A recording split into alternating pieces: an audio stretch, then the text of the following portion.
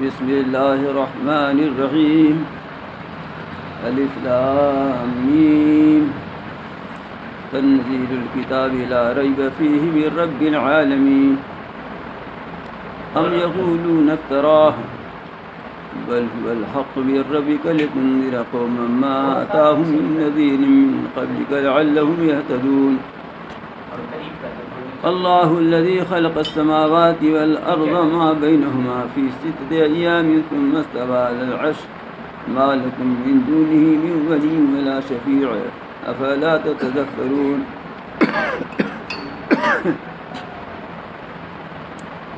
يدبر الأمر من السماء إلى الأرض ثم يعرج إليه في يوم كان مقداره 1000 سنة مما تعدون ذلك عالم الغيب والشهادة العزيز الرحيم الذي أحسن كل شيء خلقه وبدأ خلق الإنسان من طين ثم جعل نسله من سلالة من ماء مهين ثم سواه ونفخ فيه من روحه وجعل لكم السمع والأبصار والأفئدة قليلا ما تشكرون وقالوا أإذا ضللنا في الأرض أإنا لفي خلق جديد بل هم بلقاء ربهم كافرون قل يتوفاكم ملك الموت الذي وكل بكم ثم إلى ربكم ترجعون ولو ترى إذ المجرمون ناكسوا رؤوسهم عند ربهم ربنا أبصرنا وسمعنا فارجعنا نعمل صالحا إنا موقنون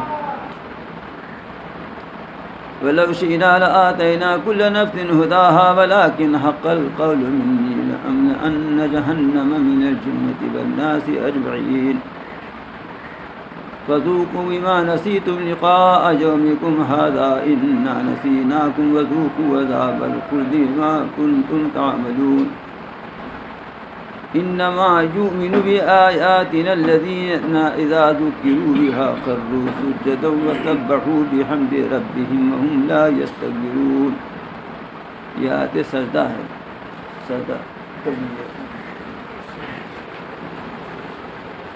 بیٹھے بیٹھے کریں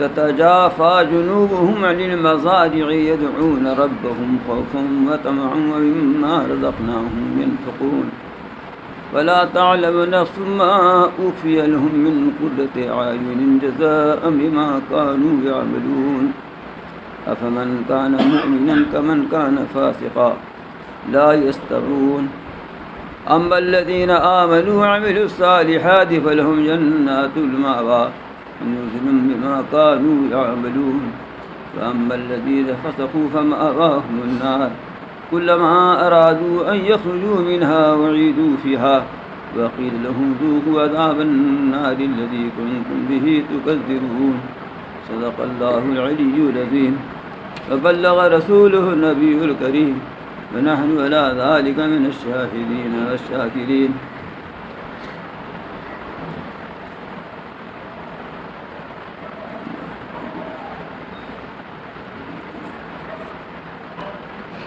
یہ سورہ سجدہ ہے.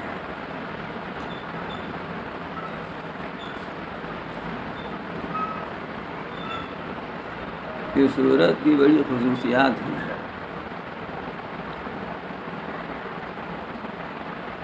نبی کریم صلی اللہ علیہ وسلم کی عادت شریفہ تھی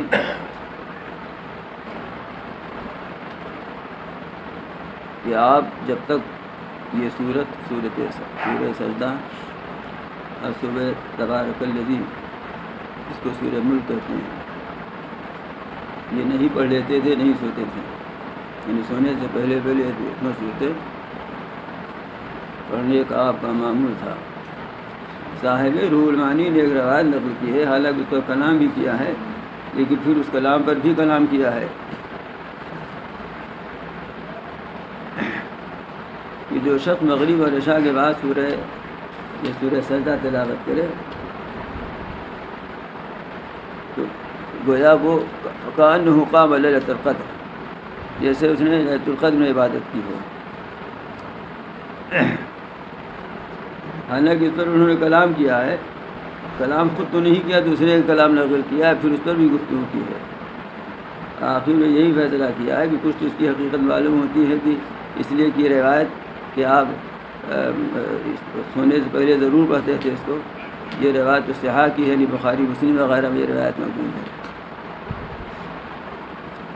اس کے علاوہ یہ ہے کہ جمعہ کی نماز میں، جمعہ کے روز فجر کی نماز میں آپ کا بیشتر یہ معمول تھا کہ فجر کی پہلی رکعت میں یہ سورہ سجدہ کی تلاوت فرماتے تھے اور دوسری رکعت میں سورہ دہر کی۔ ایک دفعہ مسجد نبی میں امام صاحب نے سورہ سجدہ پڑھی، سجدہ کیا۔ اب ظاہر بات وہاں تو کتنے ہزار کا 25,000 کا مجمع رہتا ہے، اب یہاں کسی کا خبر، کسی نے رکوع میں کیا، کسی نے کچھ کیا، تو وہ مغرب کے بعد بیان ہوتا تھا۔ اس وقت ایک عالم بہت اچھا بیان کرتے تھے، بعد جو پھر اس کے بعد کئی دفعہ حاضر ہوئی لیکن وہ نہیں نظر پڑے تھے، تو شکل صورت سے وہ لگتے سودانی وغیرہ، لیکن آدمی قابل تھے وہ، یہ مطلب نہیں کہ لوگ قابل نہیں ہوتے، لیکن وہ بہرحال مجھے جچتے تھے وہ۔ تو بیان میں پھر لوگ پرچی بھی بھیجا کرتے تھے، تو کچھ لوگوں نے بھی پرچی بھیجی کہ آج فجر کی نماز میں یہ ہوا۔ تو جیسے یہاں عادت ہے نا لوگوں کی کہ تراویح میں حافظ جی بتا دیتے ہیں پہلی رکعت میں سجدہ ہے، دوسری رکعت میں سجدہ ہے، تو یہی اعتراض کیا لوگوں نے، کم بتا دینا چاہیے تھا، بس ان کو بھی چلے گئے۔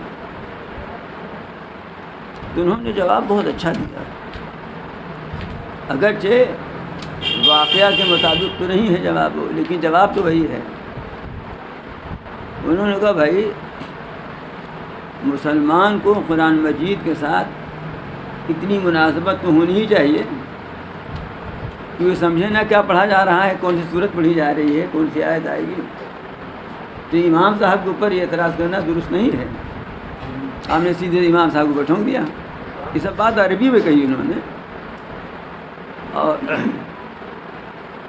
خود اپنی فکر کرنی چاہیے کہ ہمیں قرآن مجید سے اتنی مناسبت بھی نہیں ہے کہ سورہ سجدہ کی تلاوت ہوئی۔ اور دیکھیں ایک سورہ سجدہ اور ہے، کس بارے میں ہے؟ 24ویں بارے میں، اور یہ الف لام میم تنزیل ہے۔ تو جو آپ تلاوت فرماتے تھے جمعہ کو روز، یہ والی صورت ہے، وہ والی نہیں، بعض دفعہ لوگوں کو دھوکا ہو جاتا ہے، یہ والی صورت ہے۔ تو آپ صلی اللہ علیہ وسلم کو یہ معمول تھا کہ جمعہ میں اکثر فجر کی پہلی رکعت، فجر کی، جمعہ کی نماز نہیں، فجر کی پہلی رکعت میں یہ سورت، دوسری رکعت میں سورہ دہر پڑھا کرتے تھے۔ اس وقت ہمارے یہاں سے یہ معمول گویا رخصت ہو گیا ہے، بہت سی جگہ امام حافظ نہیں ہیں تو ان کے لیے تھوڑی سی مجبوری ہو سکتی ہے، لیکن مجبوری بھی نہیں، اس لیے کہ کتنی بڑی صورت ہے یاد کر لیں، کبھی کبھی پڑھیں۔ حالانکہ اس کوتاہی میں خود مبتلا ہوں، لیکن اس کا مطلب نہیں کہ جس کوتاہی میں مبتلا ہو اس کو تو اور بیان کرنا چاہیے۔ حضرت حکیم الامت مولانا تھانوی رحمۃ اللہ علیہ فرماتے تھے کہ جب مجھے اپنے اندر کوئی خاص چیز کا معلوم ہوتی ہے تو پھر میں اسی مضمون پر بیان کرتا ہوں اپنی اصلاح کی نیت سے۔ خیر، جن مسجدوں میں امام حافظ ہیں، اصل میں ایک معاملہ یہ بھی ہے کہ جو چیزیں آدمی نماز میں برابر نہ پڑھتا ہو تو حافظ بھی اس کو پڑھنے سے گھبراتا ہے، اس لیے کہ نماز میں پڑھنے کا معمول اگر نہیں ہے اور نماز میں دوسری طرح پڑھا جاتا ہے تو پھر وہ عام طور سے اٹک جاتا ہے۔ لیکن معمول تو بنانے سے بنتا ہے نا، جیسے عام طور سے آیت الکرسی نہیں پڑھتے لوگ نماز میں، ہے نا، تو اگر کسی دن کوئی آیت الکرسی پڑھ بھی دے تو مقتدی چونک جائیں گے، گویا وہ سمجھتے ہیں کہ آیت الکرسی نماز کے لیے نہیں ہے، خالی گھر میں ٹانگنے کے لیے ہے۔ ایک بات تو یہ ہے، دوسری بات یہ ہے کہ واقعی اگر نہیں پڑھنے کا معمول ہے، تھوڑا سا ہوتا ہے کہیں بھول نہ جائے، لیکن اس ڈر کو نکالنا چاہیے نا، کہ یہ چیز ہمارے ہاں اب ہو سکتا ہے یہاں کسی مسجد میں ہو، میں نہیں کہتا ہوں، لیکن یہ کہ نہیں ہے، رواج دینا چاہیے اس کو، کبھی کبھار پڑھنا چاہیے۔ جو جو جو امام حافظ ہیں وہ طرح سے جمعہ والی رات میں ایک دفعہ 2 دفعہ پڑھ لیں، اس طرح سے پڑھ لیں۔ میں کہتا ہوں کہ اگر خوف ہے اس بات کا کہ شاید بھول بھال جائیں یا ہو تو 2 رکعت نفل میں پڑھ لیں، تہجد میں پڑھ لیں، یا اس سے پہلے اوابین وغیرہ میں پڑھ لیں تاکہ جھجک دور ہو جائے۔ لیکن اس سنت کو زندہ کرنا چاہیے، اس سنت کو زندہ کرنا چاہیے۔ جو امام ہیں وہ تو سن ہی رہے ہیں، لیکن جو مقتدی ہیں انہیں بھی چاہیے کہ اپنے یہاں اماموں کو ذرا اس طرح متوجہ کریں۔ ایک چیز اور گڑبڑ ہو گئی ہے، احناف کے نزدیک فجر اور ظہر کی نماز میں طوال مفصل پڑھنا اور عصر اور عشاء کی نماز میں اوساط مفصل پڑھنا اور مغرب کی نماز میں قصار مفصل پڑھنا یہ مسنون ہے، اور حضرت عمر رضی اللہ تعالیٰ عنہ نے اپنے عمال کو یہ حکم بھیجا تھا۔ یہ احناف کا مسلک ہے۔ سورہ حجرات سے لے کر سورہ بروج تک اتنی صورتیں مفصل کی صورتیں کہلاتی ہیں، ہے نا؟ ہاں، مفصل کی صورتیں کہلاتی ہیں۔ اور سورہ حجرات سے لے کر نہیں، سورہ حجرات سے لے کر سورہ بروج تک طوال مفصل ہے، اور سورہ بروج سے لے کر سورہ لم یکن تک یہ اوساط مفصل ہے۔ یعنی اس کو یہ سمجھیں کہ فجر میں اور عصر میں سورہ حجرات سے لے کر سورہ بروج تک کی صورتوں میں سے کوئی صورت پڑھنا چاہیے، اور عصر اور عشاء میں بروج سے لے کر لم یکن تک کی صورتوں میں سے کوئی صورت پڑھنا چاہیے، اور مغرب میں اس کے بعد کی۔ اس کو اتنا لازم تو نہ کرنا چاہیے کہ کبھی اس کے خلاف نہ کرے، کبھی کبھی اس کے خلاف کر لینا چاہیے، سورہ بقرہ سے کچھ پڑھ دیا، سورہ انعام سے پڑھ دیا، کہیں سے کچھ پڑھ دیا، تاکہ پورے قرآن کا ترک لازم نہ آئے، کبھی کہیں سے پڑھ دے، الگ بات ہے۔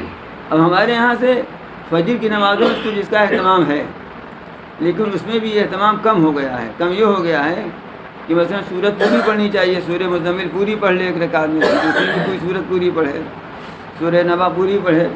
اب اس میں بھی ہم لوگ آدھا آدھا کر دیتے ہیں، کچھ تو مقتدیوں کی رعایت میں اور کچھ اپنی رعایت میں، دونوں بات ہیں، اس میں دونوں باتیں ہیں۔ ایک بات اور یہاں سمجھنے کی، اچھا ہاں، جو بات کہنا یہ چاہتا تھا کہ فجر میں تو کچھ ہے بھرم، چلو ایک صورت آدھی سے ہی پڑھا، حالانکہ وہ بھی غلط ہے، لیکن ظہر میں تو بالکل ہی نہیں ہے۔ ظہر میں تو میں سمجھتا ہوں بالکل مغرب والی صورتیں پڑھی جاتی ہیں، اس لیے کہ اس میں سری قرات ہوتی ہے، لہذا اس میں لمبی قرات کرنا گویا سمجھتے ہیں کہ کیا ہو جائے گا، ارے کیا ہو جائے گا، عادت ڈالو تو صحیح ہو جائے گا، عادت ڈالو تو صحیح ہو جائے گا۔ اسی طرح سے رکوع اور سجود کی تسبیحات کا بھی معاملہ ہے۔ رکوع اور سجود کی تسبیحات کا معاملہ یہ ہے کہ دیکھیے 3 دفعہ تو پڑھنا چاہیے مسنون ہے۔ فرض تو ایک تسبیح پڑھنا بھی فرض نہیں ہے، بلکہ اتنی دیر ٹھہرنا فرض ہے۔ اگر اتنی دیر نہیں ٹھہرا تو رکن رکوع اور رکن سجدہ ادا نہیں ہوگا۔ 3 دفعہ تو کم سے کم پڑھنا چاہیے مسنون ہے، لیکن اس کا مطلب یہ نہیں ہے کہ 3 ہی دفعہ ہم پڑھیں۔ دال روٹی کھا لینے سے پیٹ بھر جاتا ہے، لیکن کبھی کسی کو کچھ نہیں ملتا تو چٹنی ہی بناتا ہے، نہ صحیح بیوی سے لڑائی لڑ لے گا، اسی کی چٹنی بنا لے گا، نہیں چٹنی ملی تو لڑائی والی چٹنی صحیح، تو نماز ہی میں 3 دفعہ ایک دفعہ ہو، ایسا نہیں کرنا چاہیے۔ کم سے کم 5 دفعہ پڑھے، اگر جماعت سے ہے تو کم سے کم 5 دفعہ تو پڑھے، اور 3 دفعہ بھی ایک سامنے پڑھ لیتے ہیں کہ وہ بھی 1.5 دفعہ کے قائم مقام ہوتا ہے، اطمینان سے پڑھنا چاہیے۔ اچھا، اور بعض اماموں میں یہ ہے کہ اپنا خوب پڑھتے ہیں، اگرچہ ایسے امام کم ہیں، 10 دفعہ پڑھتے ہوں، 15 دفعہ پڑھتے ہوں، یہ نہیں سوچتے کہ مقتدیوں میں کسی کو سنجا شاید لگا ہو، تو یہ بھی نہ کرنا چاہیے، اعتدال پر قائم رہنا چاہیے۔ یہ معمول آدمی کو، معمول ایک ہے معمول بنانا، کبھی کبھی خلاف معمول ہو جانا دوسری بات ہے، تو معمول ہمارا طوال یہ آیات مفصل کا ہونا چاہیے، جس کی تشریح ہے کہ 3 قسمیں اس کی ہیں، باقی کبھی کبھی سے خلاف ہو جائے۔ اس کے علاوہ ایک مسئلہ اور ہے، وہ مسئلہ یہ ہے اس نماز کے اندر ایک رکعت میں پوری سورت کا پڑھنا یہ افضل ہے۔ ہمارے حضرت مولانا اسد اللہ صاحب رحمۃ اللہ علیہ جو حضرت تھانوی کے خلیفہ تھے، مظاہر علوم کے ناظم اعلیٰ تھے، مولانا صدیق صاحب انہی کے خلیفہ تھے۔ ہم لوگوں کو کبھی بہت بگڑتے تھے اس پر، اگر کوئی ایسی آتے پڑھ دیا کرتا تھا تو اس پر تنبیہ فرماتے تھے کہ افضل یہ ہے، یعنی عالم کو یہ چاہیے، یہ عالم ہی نہیں ہر مسلمان کو چاہیے جسے تقویٰ کی راہ پر چلنا ہے کہ افضل پر عمل کرے وہ۔ تو افضل پر عمل یہ ہے کہ پوری صورت پڑھو۔ پوری صورت پڑھنے کا مطلب نہیں ہے کہ اب آپ فجر میں کھڑے ہو گئے اور آج کل سورہ حجرات پوری اگر پڑھنے لگیں گے تو ہو سکتا ہے رمضان کا مہینہ ہے، سحری زیادہ کھائے نہ گر پر پڑھیں، تو سمجھ بول کے کام کرنا چاہیے۔ پیچھے دیکھ لیں مقتدی کس طرح کے ہیں، مقتدیوں کی رعایت کرتے ہوئے کام کرنا چاہیے، لیکن حتی الامکان اس بات کی کوشش کرنی چاہیے کہ کم سے کم نماز تو سنت کے مطابق ادا ہونا، اور کام تو ہمارا سب بیٹھا بھائی ہے، چائے ہمیں پتہ ہی نہیں چلتا چائے ہم بائیں ہاتھ سے پی رہے ہیں کہ دائیں ہاتھ سے پی رہے ہیں، ہے نماز پتہ ہی نہیں چلتا، یادیں نہیں کہ دائیں ہاتھ سے چائے پی رہے ہیں جی بائیں ہاتھ سے پی رہے ہیں۔ اگر آپ اپنے لڑکے کو ٹافی تھماتے ہیں تو آپ کو خود پتہ نہیں کہ لڑکا بائیں ہاتھ سے تھام رہا ہے کہ دائیں ہاتھ سے تھام رہا ہے۔ میں آپ کی شان میں گستاخی نہیں کر رہا ہوں، لیکن آپ کی امت کا حال یہی ہے جو عرض کر رہا ہوں۔ خیر، یہ تو اس صورت کے متعلق گفتگو تھی کہ اس کی اتنی اہمیت ہے۔ مضامین تو سب صورتوں کے اہم ہیں، لیکن کسی پہلو سے کہیں اہمیت بڑھ جایا کرتی ہے۔ سورہ لقمان میں جو مضامین بیان، اس سے پہلے سورہ لقمان کا بیان ہوا ہے نا، اس میں توحید کا بیان آیا، ہم نے دیکھا۔ اسی سلسلے میں حضرت لقمان کی نصیحتوں کا ذکر فرمایا حق تعالیٰ نے ان کے حوالے سے، پھر آخرت کا بھی ذکر آیا، اور آخر کی آیتوں میں تو آخرت ہی کا ذکر تھا، قیامت ہی کا اور مفاتیح الغیب ہی کا ذکر تھا۔ اس آیت کی شروعات اصل میں عقیدہ نبوت کے اس بات سے ہو رہی ہے، پھر آخرت کا ذکر آ رہا ہے، لیکن اس کی ابتدا عقیدہ نبوت پر رسالت سے ہو رہی ہے۔ کس طرح؟ اس طرح کی ارشاد فرماتے ہیں الف لام میم، اس پر بہت گفتگو ہو چکی ہے، مختصر بھی اور مطول بھی۔ یہ کتاب نازل کی ہوئی ہے جس میں کوئی شبہ نہیں ہے، رب العالمین کی طرف سے، سارے جہانوں کے پروردگار کی طرف سے۔ یہ ہے رسالت کا مضمون، نبوت کا مضمون۔ کتاب کسی پر نازل ہوئی ہے نا، جس پر نازل ہوئی ہے وہی یہ آیت پڑھ کر کے سنا رہا ہے۔ یہاں سے نبوت ثابت ہوتی ہے، رسالت ثابت ہوتی ہے کہ حق تعالیٰ نے اپنے نبی کے اوپر، جن کو رسول بنا کر بھیجا ہے، ان کے اوپر یہ کتاب نازل فرمائی ہے۔ تو اس کتاب کو اول تو یوں نہ سمجھ لینا کہ ایسی کہیں سے خط آ گیا ہے، یہ ایسی کہیں سے پیغام آ گیا ہے یہ، بلکہ یہ کتاب تو ایک طرف الٹیمیٹم بن کر نازل ہوئی ہے اور دوسری طرف خوشخبری بن کر نازل ہوئی ہے۔ اہل ایمان کے لیے تو سامان خوشی ہے، اور غیر مومنین کے لیے جو نہیں مانتے ہیں ان کے لیے الٹیمیٹم ہے۔ تو تنزیل الکتاب لا ریب فیہ من رب العالمین، یہ کتاب نازل کی ہوئی ہے جس میں کوئی شبہ نہیں ہے، رب العالمین کی طرف سے۔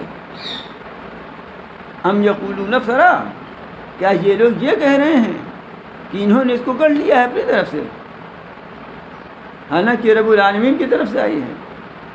اصلی خط کو نقلی خط بتا رہے ہیں یہ، کیا لوگ یہ کہتے ہیں کہ انہوں نے اس کو گڑھ لیا ہے؟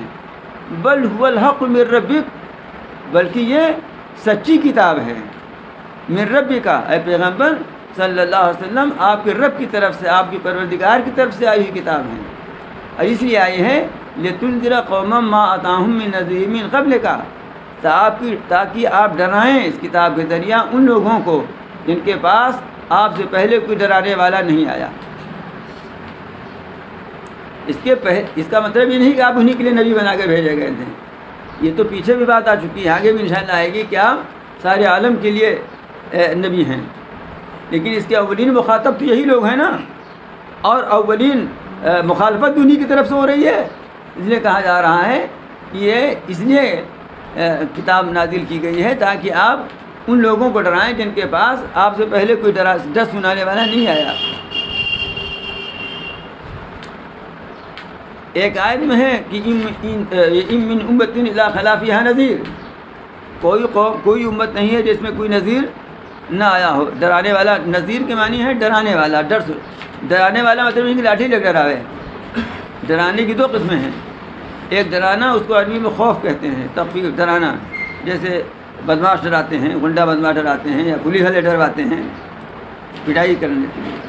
اور ایک ڈرانا ہے کہ نقصان دہ چیز سے ڈرانا، ہاں، وارننگ دینا، متنبہ کرنا، آگاہ کرنا. اس لیے کہیں کہیں ڈر سنانا بھی ترجمہ اس کا کیا جاتا ہے. نہ ایمان لاؤ گے تو اللہ کے عذاب سے ڈرا رہے ہیں. تو نذیر کے معنی یہی ہیں، ایسا ڈر سنانے والا، وارننگ دینے والا، نقصان سے بچنے پر متنبہ کرنے والا. یہ ہے نذیر کے لفظی معنی. تو نذیر سے رسول اور نبی بھی مراد ہیں، اور نذیر سے ان کے نائبین بھی مراد ہیں. وَإِن مِّنْ أُمَّةٍ إِلَّا خَلَا فِيهَا نَذِيرٌ، کوئی امت ایسی نہیں ہے کہ جہاں پر کوئی نذیر نہ آیا ہو، ڈر سنانے والا نہ آیا ہو. اس کا مطلب یہ بھی ہو سکتا ہے کہ کوئی نبی نہ آیا ہو، اور یہ بھی مطلب ہو سکتا ہے کہ نبی تو وہاں نہیں آئے لیکن نبی کے نائبین وہاں گئے، نبی کے نائبین وہاں گئے. چنانچہ آپ کو یاد ہوگا میں نے بات بتائی تھی کہ جناتوں کے بارے میں قول یہی ہے کہ کوئی جن نبی نہیں ہوا ہے، لیکن جو انسان نبی آئے ہیں ان سے سن کر کے جا کر دعوت دینے والے، وہ نذیر بن کر کے نذیر ہونے کی حیثیت سے وہاں گئے. تو اس آیت میں یہی مراد ہے کہ ہر امت میں نذیر گیا، نہیں نبی گئے، نہیں رسول گئے، تو ان کے وہ گئے، ان کے نائب، ان کے داعی گئے جنہوں نے ڈر سنایا اور انہوں نے اللہ تعالیٰ کے احکام سے آگاہی بخشی ان کو. اور یہاں پر نذیر سے مراد رسول ہے، نبی ہے، کہ آپ سے پہلے قریش میں کوئی رسول نہیں آیا. حضرت اسماعیل علیہ السلام کی اولاد ہیں یہ، اور پھر اس کے علاوہ عربوں میں بھی آپ سے پہلے کوئی نذیر یعنی کوئی نبی اور کوئی رسول نہیں آیا. لیکن اس کا مطلب یہ نہیں کہ توحید کی دعوت ہی ان کو نہیں پہنچی، اور اس لیے وہ معذور تھے، معذور نہیں تھے. توحید کی دعوت تو ان کو پہنچی، یہاں سے وہاں سے پہنچی. حتیٰ کہ حضرت ابراہیم اور اسماعیل علیہ السلام کا جو دین تھا، اس دین کا بقایا بھی بہت کچھ کسی نہ کسی حیثیت سے ان کے ہاں باقی تھا. اور ان میں سے بعض ایسے بھی تھے جو کہتے تھے کہ ہم دین ابراہیمی پر ہیں. چنانچہ زید بن عمرو بن نفیل ایک صاحب گزرے ہیں، ان کے صاحبزادے حضرت سعید بن زید ہیں، وہ صحابی ہوئے. اور ایسے صحابی ہیں جو عشرہ مبشرہ میں سے ہیں، یعنی 10 وہ صحابہ جن کے بارے میں حضور اکرم صلی اللہ علیہ وسلم نے ان کی حیات ہی میں جنت کی خوشخبری سنا دی تھی. ان میں سے ایک ان کے بیٹے ہیں. یہ زید بن عمرو بن نفیل نے رسول اللہ صلی اللہ علیہ وسلم کا زمانہ پایا ہے، اور یہ آپ کی بعثت سے 5 سال پہلے ان کا انتقال ہو گیا. ان کے بارے میں آتا ہے کہ یہ کعبہ سے ٹیک لگا کر بیٹھ جاتے تھے اور یہ کہتے تھے کہ سنو میں دین ابراہیم پر ہوں، میں ہی اس وقت دین ابراہیم پر ہوں. اب بتوں کی پوجا سے روکتے تھے، اور مشرکین جو وہاں ذبح کیا کرتے تھے بتوں کے نام پر، اس سے منع کرتے تھے. اور روایت میں آتا ہے کہ وہ ذبیحہ کھاتے بھی نہیں تھے، وہ ذبیحہ وہ کھاتے بھی نہیں تھے. اور ان کے بہت سے اقوال حکمت بھی مشہور ہیں. اور یہ جو وہاں پر میلے لگا کرتے تھے بازار اوقات وغیرہ کے نام کے، اور جو وہاں جاتے تھے اور لوگوں کو دین یعنی جو کچھ ان کے سمجھ میں اس وقت آتا تھا دین ابراہیمی، توحید کی، بہرحال توحید کی دعوت دیا کرتے تھے. اسی طرح سے ورقہ بن نوفل کو آپ لوگوں نے سنا ہی ہوگا. ورقہ بن نوفل وہ بزرگ ہیں کہ حضور اکرم صلی اللہ علیہ وسلم کے اوپر جو پہلی وحی نازل ہوئی ہے تو حضرت خدیجہ انہی کے پاس لے کر گئی تھی. انہوں نے عیسائیت قبول کر لیا تھا اور عبرانی زبان سیکھی تھی اور عربی میں اس کا ترجمہ کیا کرتے تھے. اور بخاری میں روایت موجود ہے، انہوں نے یہ کہا تھا کہ کاش کہ میں اس وقت زندہ رہتا تو آپ کی مدد کرتا جب آپ کی قوم آپ کو نکالے گی. لیکن اعلان نبوت سے پہلے ان کا بھی انتقال ہو گیا. اور اعلان نبوت سے 5 سال پہلے یہ زید بن عمرو بن نفیل کا انتقال ہو گیا. زید بن عمرو بن نفیل کے بارے میں اول تو حضور صلی اللہ علیہ وسلم سے ان کی ملاقات ہوئی تھی، اس لیے کہ وہ حجر اسود رکھنے کا جو واقعہ مشہور ہے نا، ذہن میں آ گئی بات نا. اب میں سب تفصیل اس لیے نہیں جا رہا ہوں کہ سوچتا ہوں کہ جہاں تک آدھے سزا پڑھی ہے وہاں تک پہنچ جاؤں، اس لیے اب ایک ایک بات اب ذہن میں آپ حضرات کو ہوگا بھی. تو وہ حجر اسود رکھنا تھا نا، اس کے بعد ہی ان کا انتقال ہوا ہے. وہ نبوت سے 5 سال پہلے کا واقعہ ہے. تو نبوت سے 5 سال پہلے ان کا انتقال ہو گیا تھا. نبی کریم صلی اللہ علیہ وسلم سے ملاقات بھی ان کی ہوئی تھی. تو ان کے صاحبزادے حضرت سعید نے حضور اکرم صلی اللہ علیہ وسلم سے پوچھا تھا کہ اللہ کے رسول آپ یہ بتائیے کہ میں اپنے والد کے لیے، آپ میرے والد کو جانتے ہیں کیسے تھے وہ، میں اپنے والد کے لیے استغفار کر سکتا ہوں؟ تو آپ نے فرمایا ہاں کر سکتے ہو، وہ تو قیامت کے دن تنہا ایک امت بن کر اٹھیں گے. جس سے معلوم ہوا کہ وہ اپنے لحاظ سے، اس وقت کے لحاظ سے وہ مومن تھے. اسی طرح ایک بزرگ اور تھے قسط بن ساعدہ الایادی، ان کے بھی اقوال حکمت تاریخ کتابیں بہت ملتے ہیں. یہ بھی اونٹ پر سوار ہو جاتے تھے اور لوگوں کی توحید کی دعوت دیتے تھے، اور اشعار میں بھی دعوت دیا کرتے تھے. اور ان کی خصوصیت یہ کہ انہوں نے عمر بہت پائی. بعض حضرات کہتے ہیں کہ 600 سال کی عمر پائی انہوں نے. اور بعض حضرات کا خیال ہے کہ نہیں 600 سال نہیں، لیکن 380 سال کی عمر پائی. تو 380 سال بھی کم تھوڑی ہے. یہاں تو 120 سال جو ہے جا اس کا نام وہاں لکھا جاتا ہے. کوئی کتاب ہے نا ایک امریکہ میں. جاوید بھائی آپ بتائیے. ہاں یہ دیکھیے جاوید بھائی، اس میں اس لیے پوچھتا ہوں کہ اس میں اس سب فن میں یہ ماہر ہیں. انہوں نے خود بتایا تھا، میں کسی کو کہا ایسی لقب دیتا ہوں بھائی، ہے نا. وہ 380 سال کے تھے کم سے کم، ورنہ 600 سال کی عمر کا بھی قول صاحب روح المانی نے نقل کیا ہے. تو یہ حضرات وہ تھے جو اس وقت دین حنیفیت پر، دین ابراہیمی پر جو کچھ انہیں معلوم تھا قاعدہ کم از کم بات جو سب سے بڑی اہم بات ہے وہ یہ کہ شرک سے بیدار تھے اور توحید کے داعی بھی تھے. توحید کے داعی بھی تھے. اس لیے یہ بات تو نہیں کہی جا سکتی کہ ان کو توحید کی دعوت نہیں پہنچی تھی. کچھ تو نذیر تھے ہی، لیکن کوئی نبی، کوئی رسول حضرت اسماعیل علیہ السلام کے بعد ان کے پاس نہیں آیا تھا. تو حق تعالیٰ یہ فرما رہے ہیں کہ ہم نے آپ کو یہ سچی کتاب، برحق کتاب قرآن مجید دے کر اس لیے بھیجا ہے تاکہ آپ ان لوگوں کو، کہ آپ سے پہلے یہ جو فترت کا زمانہ گزر رہا ہے، اس زمانے میں ان کے یہاں براہ راست کوئی نبی رسول نہیں آیا. تو آپ کے لیے اسے میں نے بھیجا ہے کہ لعلہم یہتدون، تاکہ یہ راہ ہدایت پا جائیں. کل یہ نہ کہنے کو ہو کہ ہمارے پاس کوئی نبی نہیں آیا تھا. اگر ہمارے پاس بھی نبی آتا تو ہم تو ان سے اچھا کر کے دکھا دیتے. قرآن مجید میں بیان ہے اگر ہمارے پاس کوئی نبی آتا تو ہم اس سے اچھا کر کے دکھا دیتے. تمہارے پاس ہم نے کسی کو بھیجا ہی نہیں، تو نہیں لو براہ راست ہم نے تمہارے پاس بھی ایک نبی، اور نبی نہیں بلکہ نبی الانبیاء بھیج دیا. اللہ الذی خلق السماوات والارض وما بینہما، اللہ وہ ہستی ہے، وہ ذات ہے جس نے آسمانوں اور زمین کو اور جو کچھ ان دونوں کے درمیان ہے 6 دن میں پیدا کیا. جب یہ دنیا پیدا ہوئی تب دن رات کا کوئی سوال نہیں تھا، اس لیے کہ دن رات کا سوال تو سورج کے پیدا ہونے کے بعد ہوا ہے. جب سورج ڈوب جاتا ہے تو رات ہو جاتی ہے، نکلتا ہے دن ہو جاتا ہے. تو سورج تھا ہی نہیں، تو بعد میں پیدا ہوا نا. تو مراد یہ ہے کہ 6 دن جو تمہارا ہے یہ والا دنیا والا دن، جتنا وقت اس میں لگتا ہے اتنے دن میں نے اس کو پیدا کیا. اور اللہ تعالیٰ کی قدرت کا تماشا تو یہ ہے کہ چاہتے تو فوراً پیدا کرتے، آنن فانن کن کہہ دیتے ہو پیدا ہو جاتا.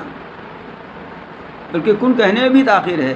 مفسرین نے لکھا ہے کہ کاف نو پیش کن کہنے میں جتنی دیر لگتی ہے اللہ تعالیٰ کے پیدا کرنے میں اتنی دیر بھی لگنے کا کوئی سوال نہیں پیدا ہوتا ہے.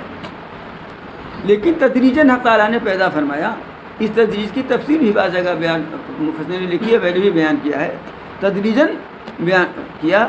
اس میں اللہ تعالیٰ کی بے شمار حکمتیں ہیں. انہی حکمتوں میں سے ایک حکمت یہ بھی سمجھ لیجیے آپ کہ خود حق تعالیٰ نے تدریج کے ساتھ اس کائنات کو پیدا فرما کر ہمیں یہ تعلیم دی ہے کہ تم بھی تدریجاً کام کیا کرو. چنانچہ جلد بازی کی برائی آئی ہے. رسول اکرم صلی اللہ علیہ وسلم کی حدیث ہے کہ العجلۃ من الشیطان، جلد بازی کرنا یہ شیطان کی طرف سے، یعنی شیطانی طریقہ ہے جلد بازی کرنا. عجیب معاملہ ہے. جس چیز میں جلد بازی کرنی چاہیے اس میں ہم لوگ جلد بازی نہیں کرتے. مثلاً کوئی میت ہو جائے تو اس میں جلد بازی کرنی چاہیے، جتنی جلدی ممکن ہو کر لینا چاہیے. اس میں انتظار ہے، امریکہ سے لڑکا آ رہا ہے، سعودیہ سے چل چکا ہے، لکھنؤ چلا ہے، رابعہ پہنچا ہے، اب نہلا دھلا کے بیٹھے ہیں، اس میں انتظار ہے. جہاں جلد بازی کرنی چاہیے وہاں تو. اسی طرح بعض دفعہ رشتوں میں تاخیر بعض دفعہ تو غیر اختیاری طور پر ہوتی ہے، لیکن بعض دفعہ اختیاری طور پر ہوتی ہے. کہ اب لڑکی بھی پی ایچ ڈی کر لے تبھی شادی کریں گے، لڑکا بھی نوکری مل جائے تبھی. ارے بھائی اتنا ہو کہ کما کر کھلا سکے تو کر دینا چاہیے اگر مناسب رشتہ مل جائے. اس میں بھی یہ اس کا بھی مثال میں اس لیے دے رہا ہوں کہ حدیث شریف میں اس میں بھی جلد بازی کرنے کا حکم آیا ہوا ہے. تو جلد بازی کا بھی مطلب نہیں، یہ بھی نہ دیکھو کہ اندھا ہے کہ لولا ہے کیا ہے، یہ بھی ایسا بھی نہیں ہونا چاہیے. اسی طرح سے نماز میں جلدی کرنے کا حکم ہے. نماز میں جلدی کرنے کا حکم یہ ہے کہ جب وقت ہو جائے نماز کا، اور سنیے اس میں بھی دھوکہ کھاتے ہیں لوگ اور دھوکہ دیتے ہیں لوگ. یہ حدیث میں آیا ہے کہ نماز میں جلدی کیا کرو وقت ہو جائے تو. ہمارے امام اعظم ابو حنیفہ رحمۃ اللہ علیہ کی فکر اور سوچ ایسی تھی جو غوطہ لگاتی تھی. دو عالموں کے علم کے بارے میں کسی نے موازنہ کیا کہ وہ بڑے ہیں، ایک کے مقابلے میں ایک کی تعریف کرنا چاہتے تھے، تو ایک تیسرے عالم نے جواب دیا. وہ میں اس لیے سنا رہا ہوں تاکہ آپ سمجھ سکیں کہ حقیقت جو بتانا چاہتا ہوں. انہوں نے کہا بھائی سنیے، ایک وہ ہیں جو سمندر اوپر پر تیر رہے ہیں، اور ایک وہ ہیں جو نیچے جا کر غوطہ لگا کے موتی نکال رہے ہیں. یعنی ایک وہ ہیں جن کا مطالعہ بہت وسیع ہے، کتب خانہ کھنگال ڈالا، معلومات بہت ہو گئیں لیکن فکر میں گہرائی نہیں ہے. اور ایک وہ ہیں جن کا مطالعہ تو اتنا وسیع نہیں ہے لیکن فکر میں گہرائی ہے. تو ہمارے امام اعظم ابو حنیفہ رحمۃ اللہ علیہ کی فکر گہرائی کے عالم ہے کہ عبد الوہاب شعرانی جو بڑے مرتبے کے بزرگ گزرے ہیں اور شافعی مسلک کے ہیں، امام صاحب کے مسلک بھی نہیں ہیں، وہ کہتے ہیں کہ مدارک ابی حنیفہ ایسے ہیں کہ صاحب کشف ہی اس کو سمجھ سکتا ہے.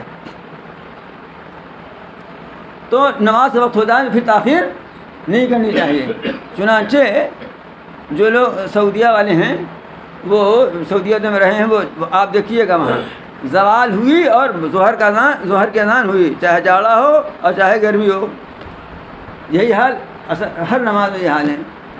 امام صاحب فرماتے ہیں یہ مطلب نہیں حدیث کا. حدیث کا مطلب یہ ہے کہ جب نماز کا مستحب وقت ہو جائے تب دیر مت کرو.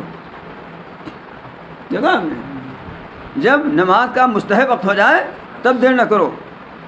جیسے تہجد کا وقت ختم ہوا، سحری کا وقت آج کل ختم ہوا، ویسے ہی نماز پڑھ لو. چنانچہ آج کل ہم لوگ بھی اسی پر عمل کر رہے ہیں اپنے آرام پسندی کی وجہ سے. شفافے کے ہاں اور دکھ سعودیہ والے جاتے ہیں وہاں اسی پر عمل ہوتا ہے. امام صاحب فرماتے نہیں، اس کو غلط کہتے ہیں. اس وقت ہمارے یہاں غلط صرف مزدلفہ میں ہے. تو امام صاحب فرماتے نہیں، نماز فجر کا مستحب وقت یہ ہے کہ جب یہ اندھیرا ختم پر ہو کر کچھ اجالا ہو جائے. جب مان لو کہ آدھا گھنٹہ رہتا ہے سورج نکلنے میں، اس وقت اجالا ہوتا ہے، جس کو عربی میں اسفار کہتے ہیں. یہ کیوں؟ اس لیے کہ حدیث میں آتا ہے کہ اسفروا بالفجر فإنه أعظم للأجر، او کما قال صلی اللہ علیہ وسلم، فجر کی نماز اسفار میں پڑھا کرو، یعنی جب کچھ اجالا ہو جائے. اور اس لیے کہ اس میں اجر زیادہ ہیں. کیسے اس میں اجر زیادہ ہے؟ آپ کی سمجھ میں آج آ جائے گا. رمضان نہ ہوتا تو شاید نہ آتا. اگر نماز جیسے ہم پڑھتے ہیں فجر کی ویسے ہی پڑھیں تو انتظار کرنا پڑے گا نا، اور پیٹ سہلاتے رہیں گے، سحری کھائے ہیں ہے نا، کم کم 20 منٹ 25 منٹ سہلاتے رہیں گے نا، تو اس کا ثواب نہیں ملے گا. پیٹ سہلانے کا ثواب نہیں، انتظار کرنے کا، دیر ہے نا، اتنی دیر نیند رکنی پڑے گی نا، اس کا ثواب ملے گا نا. اس لیے آپ نے فرمایا کہ یہ اعظم الاجر ہے. تو مومن تو تہجد پڑھتا ہے نا، ہمیشہ سحری کے وقت اٹھتا ہے، وہ مومن تہجد پڑھتا ہے نا. اس لیے اگر فوراً فجر کی نماز پڑھ لے گا تو فوراً سو جائے گا. کون اشراق تک بیٹھتا ہے؟ ہاں. اور اگر مسجد نبی میں دیکھا آپ حضرات نے کہ فجر پڑھ کر کے اپنا لیٹ جاتے ہیں، لمبا ہو جاتے ہیں، پھر اشراق کے وقت اٹھتے ہیں تو اپنا وضو کرتے ہیں، استنجا وضو کر کے پڑھتے ہیں. کچھ لوگ ایسے بھی ہیں، کچھ لوگ ایسے بھی، دونوں طرح کے لوگ ہوتے ہیں. تو اعظم الاجر اجر میں بڑھا ہوا یہ اس لیے ہے. اسی طرح ظہر کے بارے میں بھی امام صاحب یہی فرماتے ہیں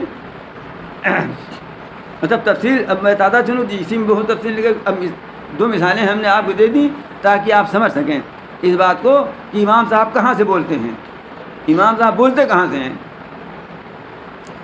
تو خیر تو سورج شام سے معاملہ چل گیا تھا نا. تو فرماتے ہیں کہ اللہ وہ ہے جس نے آسمانوں اور زمین کو اور جو کچھ دونوں کے درمیان ہے 6 دن میں پیدا کیا. جلد بازی پھر بات چل گئی تھی نا. اسی طرح افطار میں جلدی کا حکم ہے نا. افطار میں جلدی کا حکم نہیں کہ آپ کی گھڑی جو بتا دو اس کے مطابق جلدی کرو. ارے گھڑی بڑے درست کرو نا. اور یہ جو ہم لوگ چھاپتے ہیں اور جو موبائل میں آج کل لوگ دیکھ رہے ہیں یہ بھی کچھ جبریل امین تو ٹھیک کر کے نہیں گئے ہیں, یہ بھی قیاسی زمانہ ہے نا. اسی لیے ہم لکھ دیتے ہیں اپنے اس میں کہ 3 منٹ رعایت کی جائے تاکہ کچھ گھڑی کتنا بھاگے کچھ نہ کچھ صحیح کیے رہے گا. نانی ملاتے ملاتے بھی آدھا منٹ آگے پیچھے ہو جاتی ہے وہ. اور 3 منٹ کی تاخیر کوئی ایسی تاخیر نہیں ہے. تاخیر کرنے کو جب یقین ہو جائے کہ سورج ڈوب گیا ہے تب اب جلدی کرو. جب یقین ہو جائے کہ سورج ڈوب گیا ہے تو تب جلدی کرو. اسی طرح افطار میں دیر کرو, وہ سحری میں دیر کرو. تو اس کا مطلب یہ نہیں کہ اتنا دیر کرو کہ اذان جب ہوگی تب. ارے وہ والی اذان تھی دوسری جب اس زمانے میں ہوا کرتی تھی, آج والی اذان نہیں. تو یہ نہیں, یہ مطلب یہ ہے دیر کرنے کا مطلب یہ ہے کہ اطمینان رہے کہ ہم کلی وغیرہ کر کے منہ صاف کر لے رہے ہیں تو بھی باقی ہے کچھ وقت, ابھی کچھ وقت باقی ہے. اس لیے عام طور سے اشتہارات میں لکھ دیا جاتا ہے کہ کم سے کم 10 منٹ پہلے فارغ ہو جانا چاہیے اور پہلے فارغ ہونا چاہیے. لیکن یہ ایک آخری حد ہے.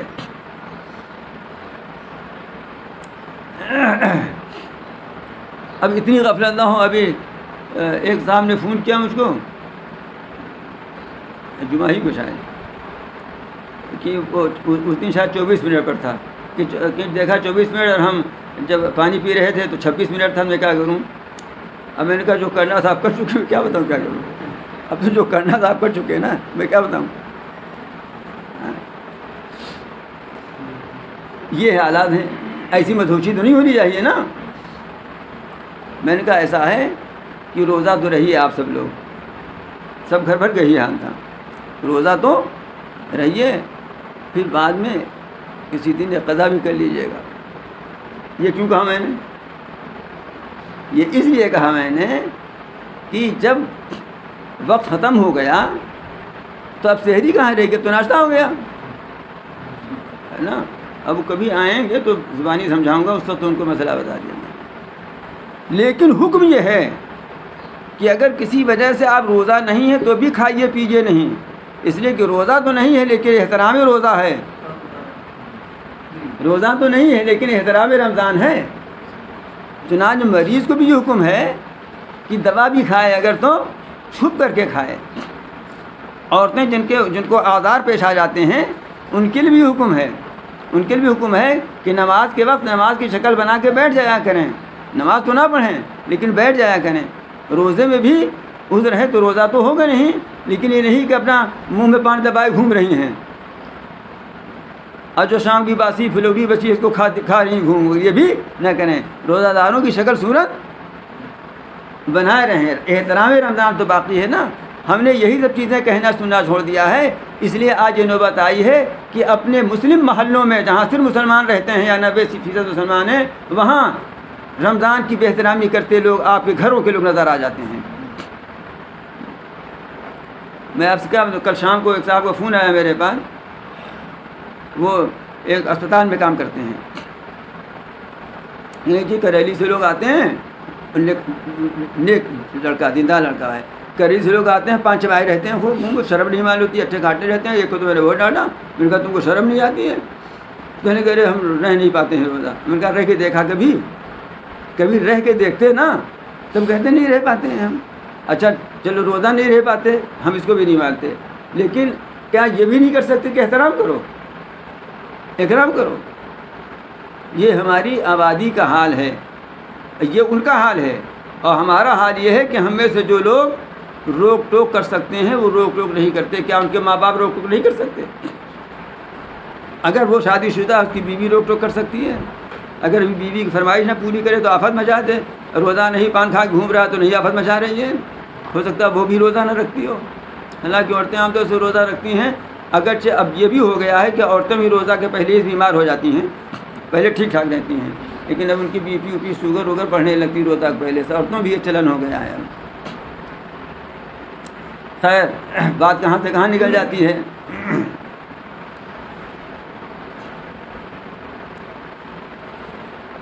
ثم استوى علی العرش، اللہ وہ ذات ہے جس نے آسمانوں اور زمین کو اور جو کچھ ان دونوں کے درمیان میں ہے 6 دن میں پیدا کیا، پھر وہ عرش پر مستوی ہوا، جس کا ترجمہ ہم قائم ہوا کر دیتے ہیں۔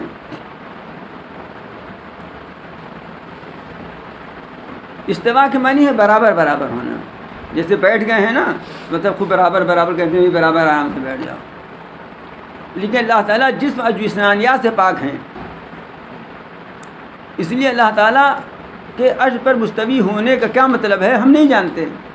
سلف کا عقیدہ یہی تھا کہ اللہ تعالیٰ نے کہا کہ ہم عرش پر مستوی ہیں تو مستوی ہیں، لیکن اس کا کیا مطلب ہم نہیں جانتے۔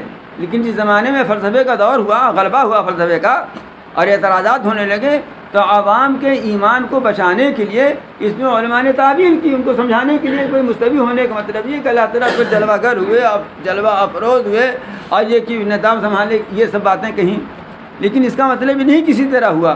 اب ہم جانتے نہیں کس طرح ہوا، اس طرح ہوا کما یلیق بشان ہی، جیسا اس کے شان ہے۔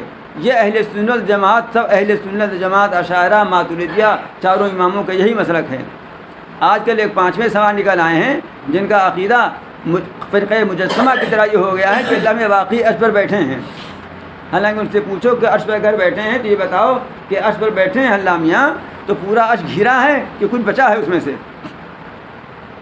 جیسے ہم کرسی بیٹھے ہیں کچھ بچی ہے نا، کرسی کچھ حصہ بچا ہے، تو اللہ میں اگر عرش پر بیٹھے ہیں تو پورا بھر گیا ہے کہ بچا ہے کچھ؟ اگر بچا ہے تو اس کا مطلب اللہ میں محدود ہے، عرش بڑا اللہ میں ہے، اور اگر نہیں بچا ہے تو بھی جس میں جسمانیت لازم آتی ہے، اس لیے بغیر جسم تو کوئی بیٹھ نہیں سکتا۔ اور اس کی خوب تشریح کی جا رہی ہے اس طرح کے عقائد کی۔ اصل عقیدہ یہی ہے کہ ہم نہیں جانتے کہ استوا کیا ہے۔ امام مالک سے کسی نے پوچھا تھا، انہوں نے بتا دیا کہ یہ تو معلوم ہے کہ اللہ میاں کیسے ہیں، یہ ہمیں نہیں معلوم ہے، یہ ہمیں، اور یہ سوال کرنا ہی بدعت ہے۔ یہ امام مالک کی بات بتا رہا ہوں کہ بس سوال عنہ بدعہ، اور یہ سوال کرنا ہی بدعت ہے۔ صحابہ نے تو پوچھا ہی نہیں تھا، ان کو جو کہہ دیا گیا وہ مان گئے۔ وہ بہت سی چیزیں ایسی ہیں کہ جو ہم مان لیتے ہیں،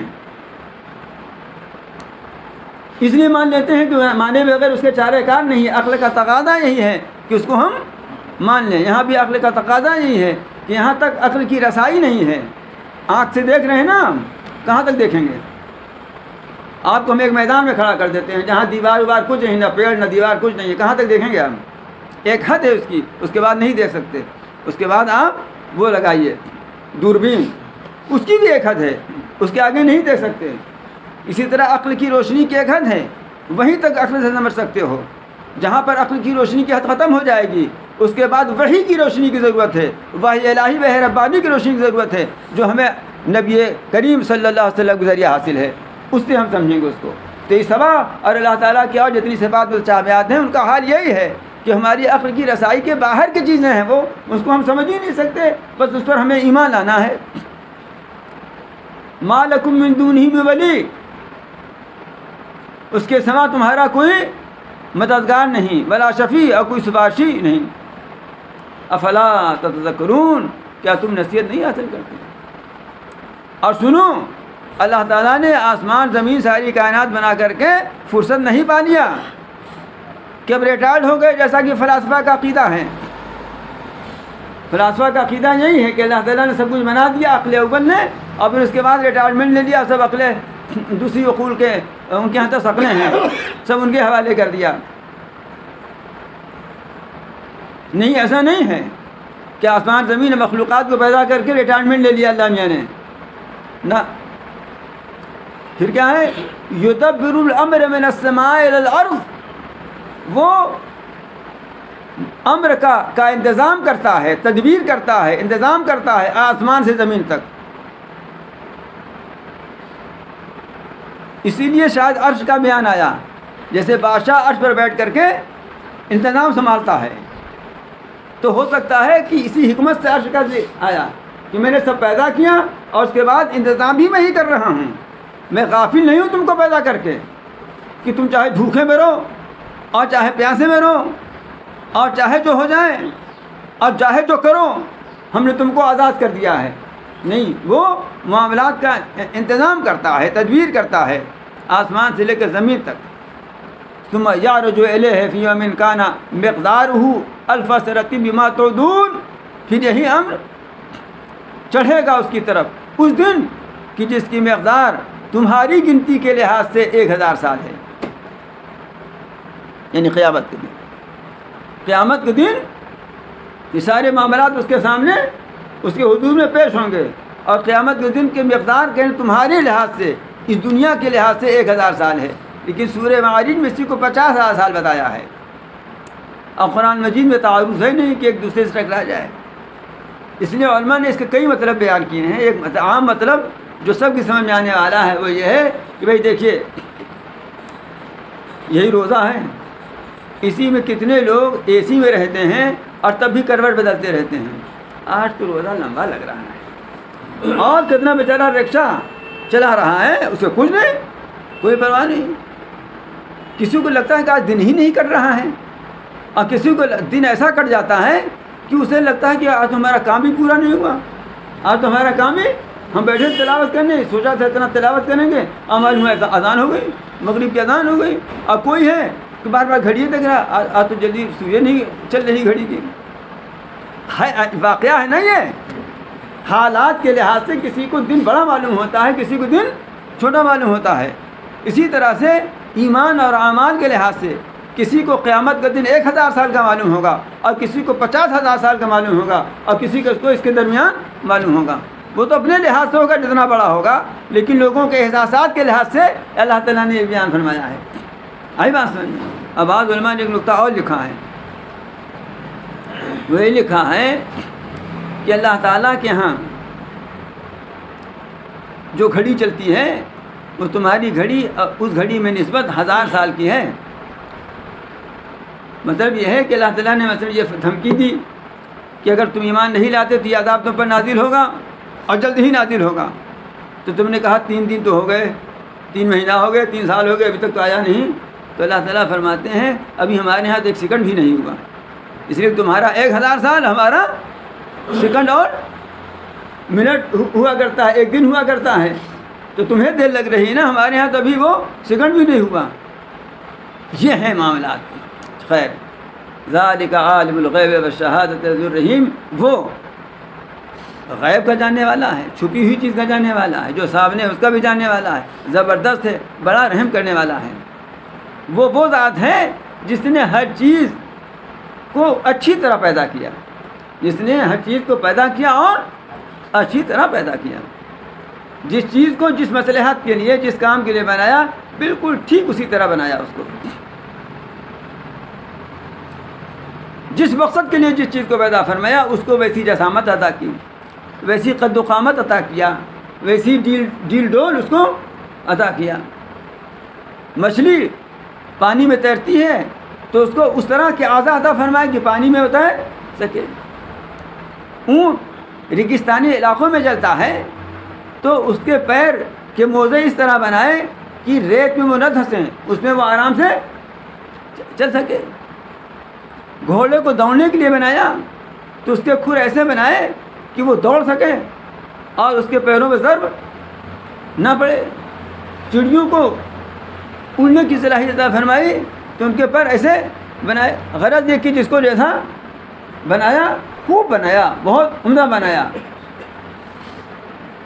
اس کی تمام مصالح ہیں اور اس کے تمام فوائد و منافع اور نقصانات سے بچنے کی رعایت کرتے ہوئے اور حسن خوبی کے ساتھ بنایا.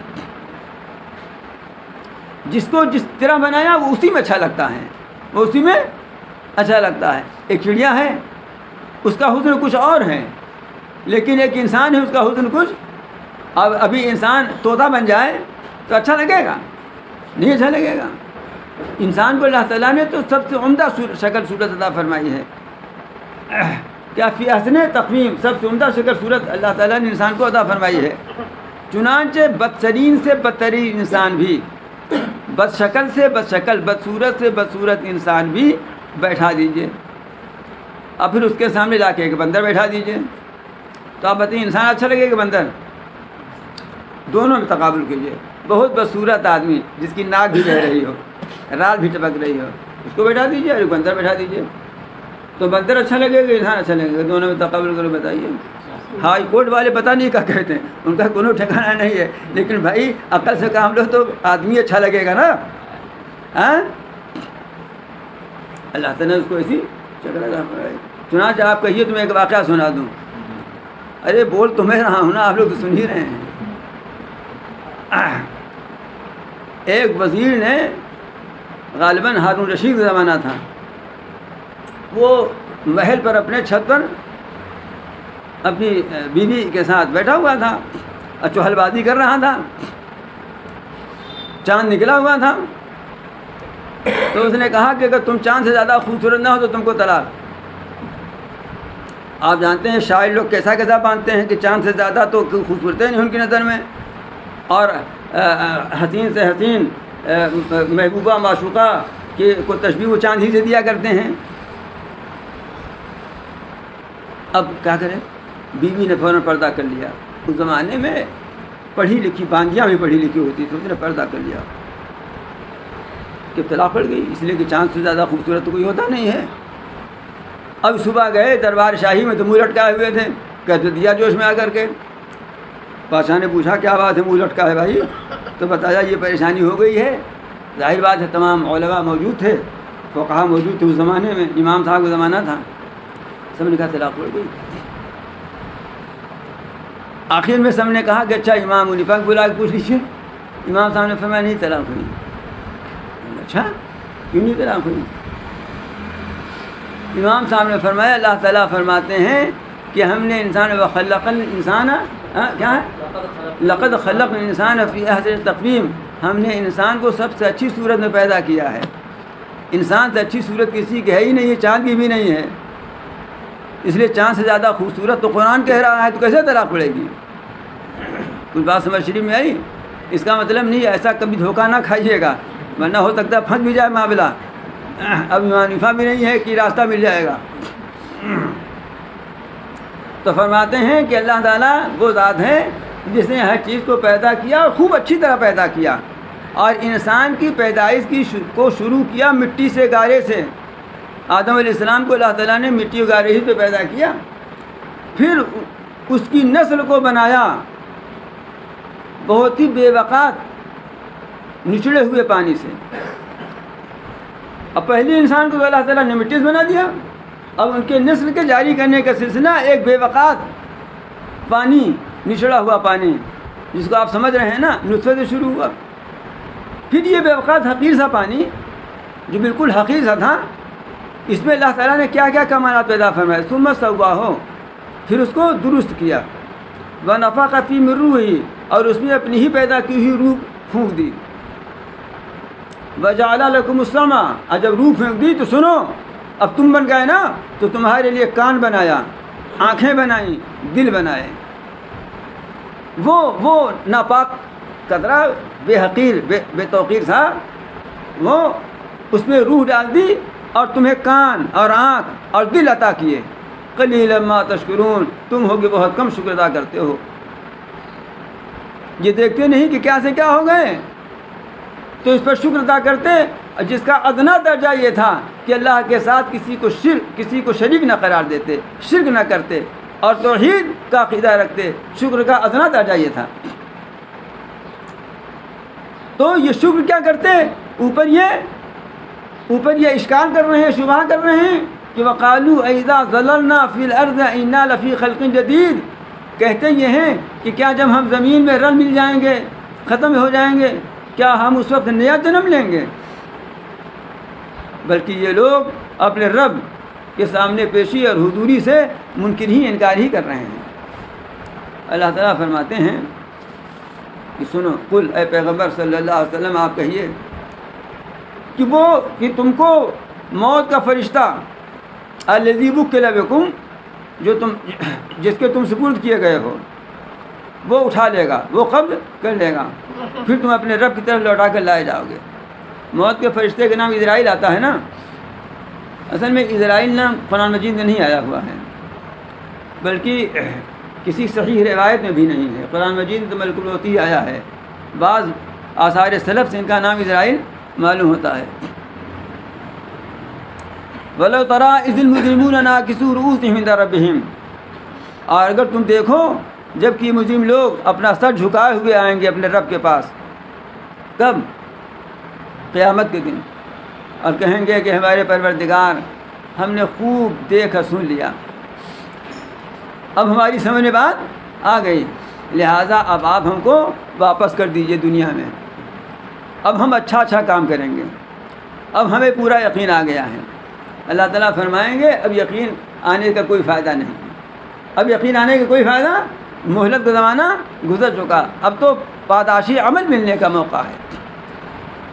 اللہ تعالیٰ ارشاد فرماتے ہیں رسول اللہ صلی اللہ علیہ وسلم کو تسلی دیتے ہوئے کہ اگر ہم چاہتے تو ہر جان کو اس کی ہدایت دے دیتے, سب مومن ہی پیدا ہوتے, لیکن یہ جبری ایمان ہوتا, اور ہمیں تو اختیاری ایمان درکار ہے. جبری ایمان ہمیں نہ چاہیے, ہمیں تو اختیاری ایمان درکار ہے. خوب سمجھیے, آپ کے اوپر الزام یہ ہے نا کہ جبرن مسلمان بنایا ہے. اللہ میں کہتے ہیں کہ جبرن مسلمان تو ہم نہیں بناتے, ورنہ سب کو مسلمان ہی نہ بنا کے پیدا کرتے. ولیکن حق القول منی, لیکن ہم نے ایسا اس لیے نہیں کیا کہ ہماری طرف سے ایک بات ثابت ہو چکی ہے کہ میں ضرور بھروں گا جناتوں انسانوں سے, سب سے جہنم کو. فذوقوا بما نسیتم لقاء یومکم ھذا, لہذا جو کچھ کر کے آئے ہو اب مہلت نہیں ملنی ہے, دنیا میں لوٹائے نہیں جاؤ گے. جو تم نے اس دن کو بھلایا تھا, اس دن کے بھلانے کے نتیجے میں بدلے میں اب اس عذاب کا مزہ چکھو. انا نسیناکم, ہم نے بھی تم کو آج بھلا دیا, یعنی تم پر اب رحم نہ کریں گے ہم. جیسے تم نے بھلایا تھا تو آج ہم بھلا دے رہے ہیں, تم پر رحم نہ کریں گے. اور اب ہمیشہ وعدہ عذاب کا مزہ چکھو بما کنتم تعملون, اپنے اعمال کے بدلے میں. یعنی یہ بھی نہیں کہ کچھ دن کے بعد چھٹی ہو جائے گی, نہیں, ہمیشہ کا عذاب ہے. یہ تو حال کافروں کا تھا. اب ایک آیت کا ترجمہ آپ سن لیجیے, جو تصویر کا دوسرا رخ ہے. یہ تو نہ ماننے والوں کا حال بیان فرمایا. ایمان لاتے ہیں ہماری آیتوں پر وہ لوگ کہ جب ان کے سامنے ذکر کیا جاتا ہے, جب ان کو نصیحت کی جاتی ہے. ایمان لاتے ہیں ہماری آیتوں پر وہ لوگ کہ جب ان کو نصیحت کی جاتی ہے تو نصیحت کا ایسا اثر قبول کرتے ہیں کہ سجدے میں گر پڑتے ہیں. یہی آیت سجدہ کا ترجمہ ہے. وہ سجدے میں گر پڑتے ہیں اور اپنے رب کی حمد کی تسبیح کرتے ہیں اور تکبر نہیں کرتے. معلوم ہوا کہ سجدے میں سجدہ نہ کرنا تکبر کی علامت ہے. اس کا مطلب اگر میں کہوں تو شاید انشاءاللہ غلط نہیں ہوگا کہ جتنے بے نمازی ہیں یہ کسی نہ کسی درجے میں اللہ کے سامنے تکبر کرنے کی بیماری مبتلا ہیں. کیوں نہیں سجدہ کرتے؟ سجدہ کیوں نہیں کرتے؟ کیوں شرم آتی ہے سجدہ کرنے میں؟ یہ شرم آنا اسی لیے ہے کہ تمہارے دل میں تکبر گھسا ہوا ہے, کسی نہ کسی طرح کا کبر تمہارے اندر موجود ہے. ان کے پہلو خوابگاہوں سے علیحدہ ہوتے ہیں. جب سونے کا وقت ہوتا ہے لوگ سوتے ہوتے ہیں تو یہ سوتے نہیں بلکہ نماز میں مشغول ہوتے ہیں, اپنے پروردگار کو پکارتے ہوتے ہیں, ڈر سے بھی لالچ سے بھی. ڈر اس بات کا کہ ہم جو کچھ کر رہے ہیں دیکھو قبول ہوتا ہے کہ نہیں قبول ہوتا, اور نہ بھی کریں گے یہ تو ڈر ہے عذاب کا, اور لالچ اس بات کی کہ اگر ہم کر رہے ہیں یہ تو امید ہے کہ اللہ تعالیٰ ہماری مغفرت فرما دیں گے, ہمیں بخش دیں گے, اپنی نعمتوں سے ہمیں سرفراز فرمائیں گے. مومن کا معاملہ خوف اور طمع کے درمیان ہے. الایمان بین الرجاء والخوف, ایمان ڈر اور امید کے درمیان ہے. علماء لکھتے ہیں کہ جوانی کے عالم میں آدمی کو یہ چاہیے کہ اپنے اوپر خوف غالب رکھے. جوانی میں طاقت ہے نا, قوت ہے, برائی کرنے کا بھی, اب برائی سے بچنے کی بھی قوت ہے, اور نیکی اور طاعت بجا لانے کی بھی قوت ہے. اس لیے جوانی میں خوف کو غالب رکھنا چاہیے کہ نہ کریں گے تو عذاب ہے, یہ نہ کریں گے تو. اور بڑھاپے میں جب ضعف اور کمزوری آ جائے تو رجا اور امید, اس لیے کہ بہت کچھ تو کر نہیں پاتے نا. اب بعض اوقات تو جماعت ہی نہیں جا پاتے, مسجد میں بھی نہیں جا پاتے ہیں, تب سوا اس کے کہ اللہ تعالیٰ کی بارگاہ میں امید اور درخواست اور یہی لے کر اس کی بارگاہ میں پیش ہو، اور ہمارے پاس اب رہ کیا گیا ہے؟ تو ہر حال میں مومن کو خوف اور رضا میں رہنا ہے. یہ الگ بات ہے، جب قوت کا زمانہ ہو تو خیر کو غالب رکھنا چاہیے، اور جب ضعف اور کمزوری کا زمانہ ہو تو امید کو غالب رکھنا چاہیے. یہ نہیں کہ خوف کو چھوڑ دینا چاہیے، خوف تو اس وقت بھی ہونا چاہیے، لیکن اب امید ہی کا سہارا ہے، اور اس وقت خوف کے زینے کے ذریعہ اعمال کی ترقی حاصل کرنی چاہیے. تو خوابگاہ، جس وقت خوابگاہ میں جانے کا موقع ہے، جس وقت سونے کا آرام کرنے کا موقع ہے، اس وقت وہ سوتے نہیں ہیں بلکہ اپنے رب کو پکارتے ہیں خوف سے اور امید سے. عام طور سے اس سے مراد تہجد کی نماز لی گئی ہے کہ تہجد کے وقت. لیکن حضرت ابن عباس فرماتے ہیں کہ جو شخص عشاء کی نماز اور فجر کی نماز جماعت سے پڑھ لے اس میں وہ شامل ہے. بعض حضرات فرماتے ہیں کہ جو لوگ مغرب اور عشاء کے درمیان نوافل پڑھتے ہیں وہ اس کے مستحق ہیں، اور نوافل میں سب سے افضل تہجد ہی ہے، تو آپ جانتے ہی ہیں، حتیٰ کہ بعض علماء کے نزدیک تو وہ واجب بھی ہے، اس لیے وہ تو اس کے اندر شامل ہی ہے. تو جب خوف اور طمع دونوں ہو تب آدمی بستر پر نہیں رہ سکتا، تب آدمی بستر پر نہیں رہ سکتا. کیسے بستر پر رہے، کیسے وہ عشاء کے وقت سو جائے گا، کیسے وہ فجر میں نہ اٹھے گا؟ اس لیے کہ خوف بھی ہے اور لالچ بھی ہے. فجر کے وقت اگر ڈیوٹی لگ جائے تو جائے گا آدمی، اس لیے کہ نہ جائے گا تو یہ خوف بھی ہے کہ کہیں ملازمت سے نکال نہ دیا جائے یا کوئی تنخواہ نہ روک دی جائے، اور لالچ بھی ہے کہ جائیں گے تو کچھ زیادہ مل جائے گا. دونوں باتیں ہیں، تو دو پہیا ہے، ایک خوف اور ایک طمع. بہرحال تہجد تو اصل ہے اس میں، لیکن عشاء کی پابندی جماعت کے ساتھ اور فجر کی پابندی جماعت کے ساتھ ہو تو امید ہے کہ انشاءاللہ تعالیٰ ان لوگوں میں اس کا بھی شمار ہو جائے گا.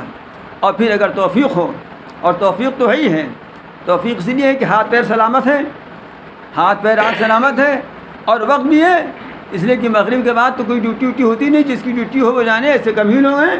تو مغرب سے لے کر اور عشاء تک آدمی کچھ رکعتیں اگر پڑھ لے، جس کو نماز اوابین کہتے ہیں، آپ کچھ رکعتیں پڑھ لے، نہ 6 پڑھے 4 ہی پڑھ لے. اور ہم کتنی لمبی نماز ہی پڑھتے ہیں، چھوٹی چھوٹی تو صورتیں پڑھنے کے ہم عادی ہیں، اور لمبی صورتیں یاد ہی کہاں ہیں. کچھ اگر وہ پڑھ لے اور اس کی عادت بنا لے تو انشاءاللہ تعالیٰ ایک درجہ اور بڑھ جائے گا. اس کا تو نام یہی صلاۃ الاوابین ہے. تو ایمان والوں کی علامت اللہ تعالیٰ بیان فرما رہے ہیں کہ جب ان کو نصیحت کی جاتی ہے تو سجدے میں گر جاتے ہیں، اللہ تعالیٰ کی تسبیح اور تحمید کرتے ہیں، یعنی ان کے اندر عجز و انکسار پیدا ہوتا ہے.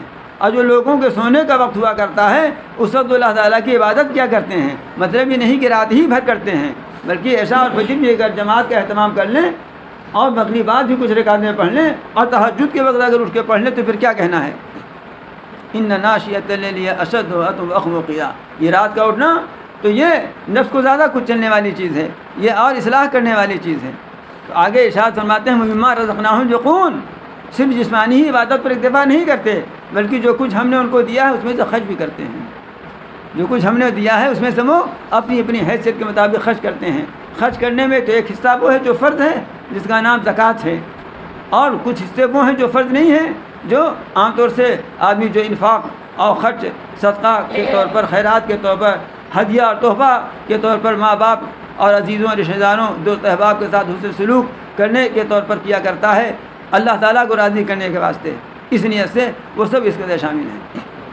اب اس کے بعد فرماتے ہیں فلا تعلم نفس ما اخفی لهم من قرۃ اعین جزاء بما كانوا يعملون. تو کوئی جان یہ نہیں جانتی ہے جو کچھ اللہ تعالیٰ نے ان کے لیے آنکھوں کے ٹھنڈک کا سامان چھپا رکھا ہے، جو کچھ چھپا کر رکھا گیا ہے ان کے لیے آنکھوں کی ٹھنڈک کا سامان، جو کچھ وہ عمل کیا کرتے تھے اس کے بدلے میں. لوگ گفٹ دیتے ہیں نا شادی بیاہ میں، ویسے بھی انعام و نامے تو خوب اس کو پیک کر دیتے ہیں اور لکھا بھی نہیں رہتا کیا ہے اس میں. جب گھر لے جا کے کھولتا ہے تو کوئی معلوم ہے نکلی گھڑی نکلی ہے نا. مجھے کہنا یہ ہے کہ گفٹ عام طور سے جب دیتے ہیں لوگ تو اس وقت بند ہی رکھتے ہیں نا، تاکہ لگا رہے کا ہے نکلنے کھولنے کے بعد کہاں نکلے ہو جانے. تو چھپا کر رکھنا یہ تو بہرحال ثابت ہوا نا. تو اللہ میاں نے چھپا کے رکھا ہے، جنت میں، اور وہ چیزیں رکھی ہیں جس کو دیکھ کر آنکھیں ٹھنڈی ہو جائیں گی، یہ اللہ تعالیٰ نے بتا دیا۔ اور حدیث شریف میں بتایا کہ عادت تو لعبادی ما لا عین رأت ولا اذن سمعت وما خطر علی قلب بشر، اور کما قال صلی اللہ علیہ وسلم، حدیث قدسی ہے کہ میں نے اپنے بندوں کے لیے وہ تیار کر رکھا ہے کہ جسے کسی کان نے سنا نہیں، کسی آنکھ نے دیکھا نہیں،